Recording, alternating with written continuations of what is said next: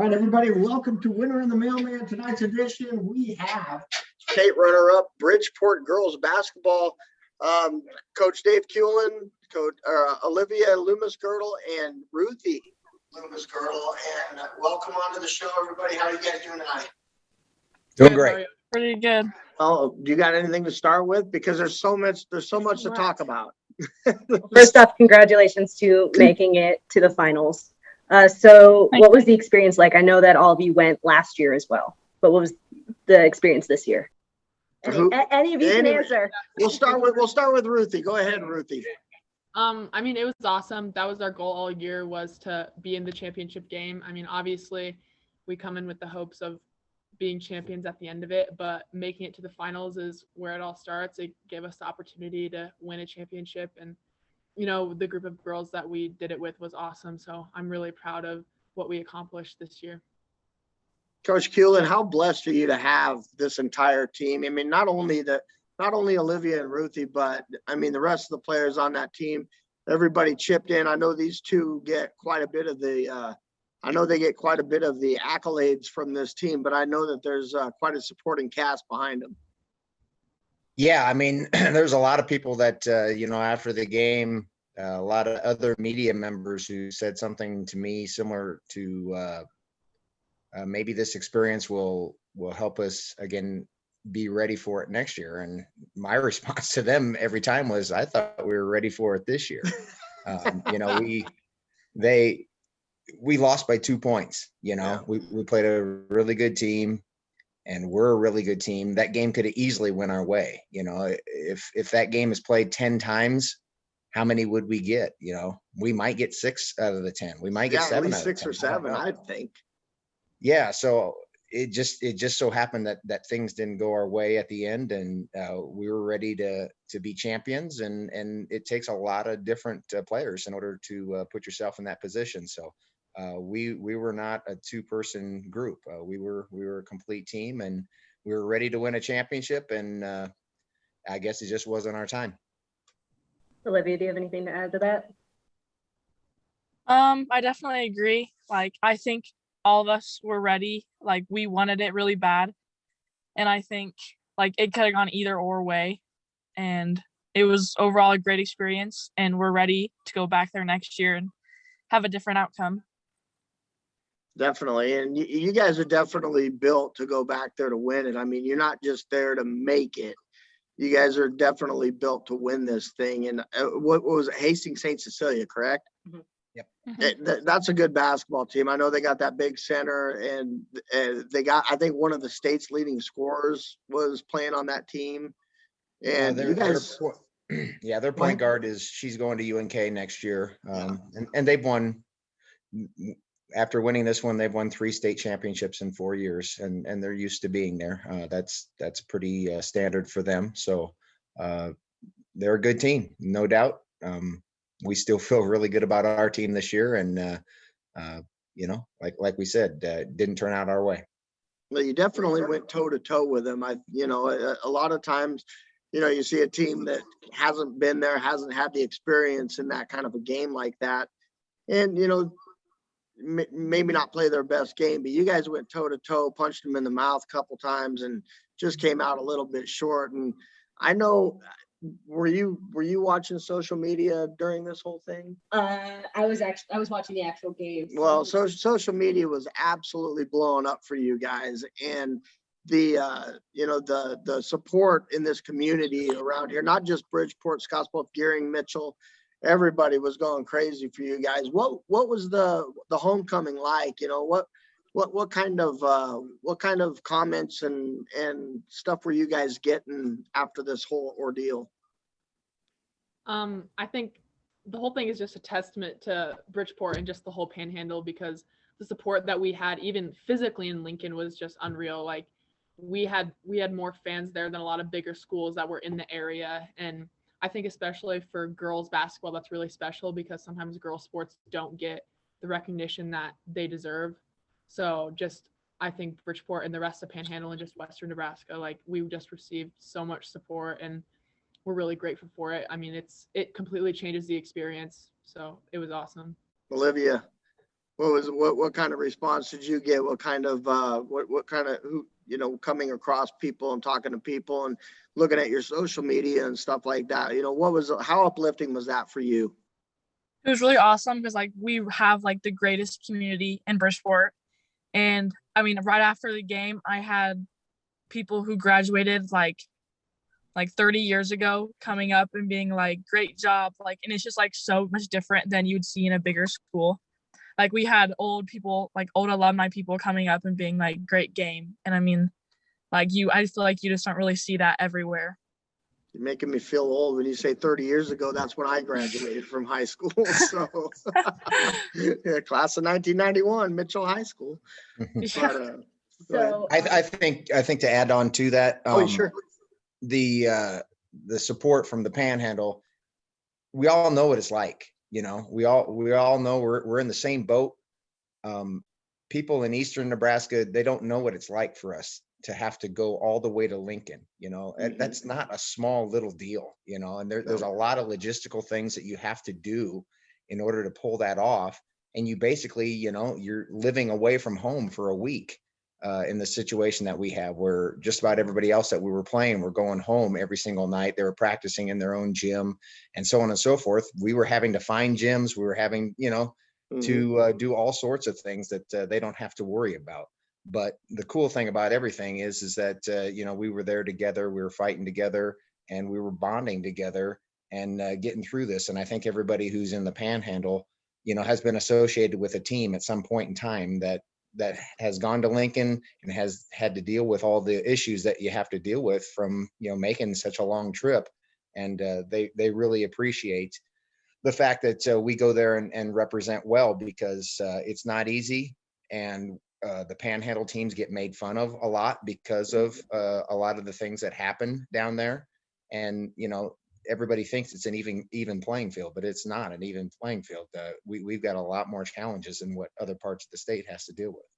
No, just to kind of play off what you just said. I mean, not only that, but your whole season, the travel that you guys have to do during the entire season is a lot more than they have to do there. You know, a lot of teams in the East, they don't have to go very far to play their games. And so, you know, a lot of times it's, you know, the farthest they'll go is, you know, half an hour, 45 minutes away, to where you guys are traveling quite a bit. And we're always proud of our Panhandle teams when they go back down there. I mean, everybody's cheering for you, everybody's rooting for you, and gosh, we sure were here. So obviously you guys lost in the semis last year, right? Yep. Okay, so once you beat Oakland Craig in that semifinal, what was going through everybody's mind? Well, so we sent the starters out of the game, and there's some pretty terrible pictures of me. I'm just sobbing, like ugly crying. So it was emotional, because I think we lost to Crofton in the semis my sophomore year. My freshman year, we lost the sub-state game.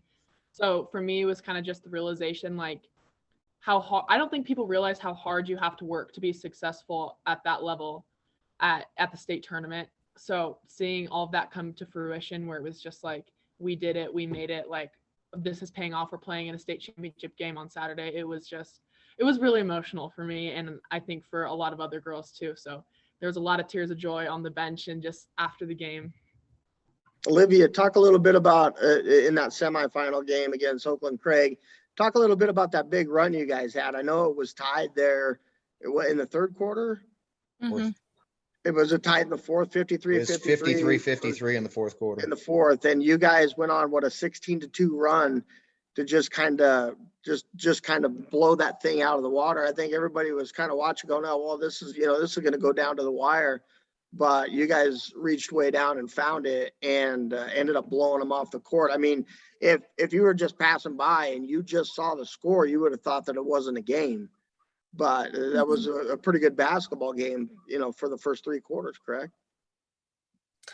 I think free throws were a huge thing for us.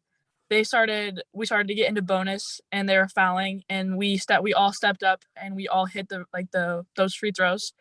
And I think that was a big game changer for us. And I also think we knew like we've got this, like we believed in ourselves, and we're like, this game is ours, like we gotta go. We made those free throws, and then it just kind of took off from there. Coach, how important are free throws down the stretch? Oh yeah, we talk about that all the time. Yeah. Free throws are really, really big, in all kinds of different situations. You can even look at the championship game against St. Cecilia. They outscored us by quite a bit from the free throw. We only made 2 free throws in the championship game, and I believe they made double figures. Yeah. And so, in a 2-point game, that's absolutely humongous. The difference in made free throws. But going back to the Oakland Craig game, I just think that was one of the funnest games I think I've ever been a part of. It was very, very up and down. It was 2 teams, playing really, really hard. And, I coached boys for 21 years, and this is my 3rd year of coaching girls. And gosh, probably the most important thing to me right now is to really, really help build the sport, because it's such a great sport. And I'll admit that I was one of the biggest male chauvinists there was going into coaching girls. But now that I am, it's such a great sport. And I loved the fact that us and Oakland Craig kind of put on a show in that game and got up and down, and it was very exciting brand of basketball. And it had a lot of meaning, obviously, being a state semifinal game. So that was really, really fun. Going back to coaching girls, Chad Gibney would agree with you, and so would I. I coached boys baseball for years and years, and started coaching girls softball the last few years, and I wouldn't change it for the world. I wouldn't go back to baseball. I mean, those girls mean everything to me, and they work hard. They're coachable, they're teachable, and I agree with you 100% on that one. So what's next? Because I know Ruthie and Olivia, you're both in track as well. I want to go first on this. Okay. What's next is the women's NCAA tournament's coming out, and we have a team pool bracket, and I'm the defending champion. And so I'm going to win that again. That's what's next is to defend my championship in the bracket right there. So who's your pick this year, Coach? Are you gonna? I can't say that the final thing hasn't been decided yet. And so once the first game gets played and the brackets are guaranteed, I'll tell you everything you want to know. But right now, I don't want to give away the secret. We're expecting that. I've already done my bracket. It's too good. It's really, really good. Look at Ruthie. I don't believe a word of it. I'm gonna win this year. So we'll start. Actually, we'll start with Ruthie and we'll move to Olivia. What's next? I mean, you guys are both in track. What events in track do you do? I'm in high jump and discus, and we'll kind of see what else I'll get thrown into, whatever the team needs. But so we'll do that this spring. Hopefully we'll be at Burke at the end of the season. So You looking to compete in Omaha? oh yeah, like I did last year, and I placed in the discus. So this year we're going for placing in discus and high jump, but we'll see. Olivia, you're up. I'll do long jump and then shot put and then just whatever running they decide to put me into. Doesn't really matter, I guess, to me. So you guys won't compete against each other in anything? No. I guess that was one of my questions. How competitive were you two with each other growing up? Really competitive. I mean, I remember nights, my older brother, we would play like 21 kind of, or just Olivia. My older brother's name is Seth. So it would be Olivia and Seth versus me. And we would play on gravel and with our hoop. And I remember nights where I would come in crying, bloody knees, but we played until somebody won, and it was intense. So, and it's still that way. Like even today, we have to set boundaries with ourselves when we're playing one-on-one because it gets pretty chippy. And my understanding is there's a lot of video game playing where controllers were thrown at each other. So there's playing NBA you did too. Yeah. Olivia, can you explain? Well, it definitely gets really competitive, and I think we had to share a room for a while, so we definitely had some brutal fights, I think. And I remember playing one-on-one in the gym, and we would get in fights, and there'd be people up in the weight room working out, and they'd be looking down like, are those kids like crazy? Because we'd be like shoving each other, and I think it's very competitive with me and Ruthie in our house for sure. I guarantee you guys wouldn't change it for the world. That's why you are where you are right now, right? Yeah. Yeah, absolutely. I think I think a big part of it is I think it gives us an advantage because I have one of the best players in the state to work with and play against every day whenever I want. And growing up with that, it just like iron sharpens iron. So it's been good for us, I think. It's probably one of the sweetest things we've heard on this, haven't we? Probably. Yeah, that's pretty good. We, I don't have anything else. Do you? I did, but I blanked it. I think we've kept you guys for quite a while, and we appreciate your time. Congratulations. Once again, this state runner-up Bridgeport team. You guys both coming back next year, Coach. What's it looking like next year? I mean, what do you got coming up, for freshmen and younger kids that probably didn't quite get enough playing time this year? Yeah, I mean, we still probably had some players that, just weren't quite ready for varsity. They're definitely good enough players, but just, have to fine tune some things and just mentally maybe get themselves more prepared for the stages that we're going to play on. And I'm real excited about the incoming freshman class next year. It's a big class. I expect 6 players to be out from the freshman class. And so we'll have a bigger roster. We get a couple players back from injury from this year. So we will definitely have a bigger roster. And I think we'll definitely have more competitive practices next year, which is huge. I actually do have one more thing for both Ruthie and Olivia. Best advice to incoming freshmen. Ruthie, you start. I think I would say work hard in the summers. Like that's really the time, especially like I played 3 sports. So during volleyball season, it's really tough to get in the gym and, do skill work for basketball. So I think, work hard in the summertime, take coaching from your coaching staff and obviously just like upperclassmen, and I don't know, enjoy it. Like work hard, be a good teammate. That's the best advice I would give is don't worry so much about the other things. Like just keep the main thing, like be a good person, be a good teammate, play hard. Olivia?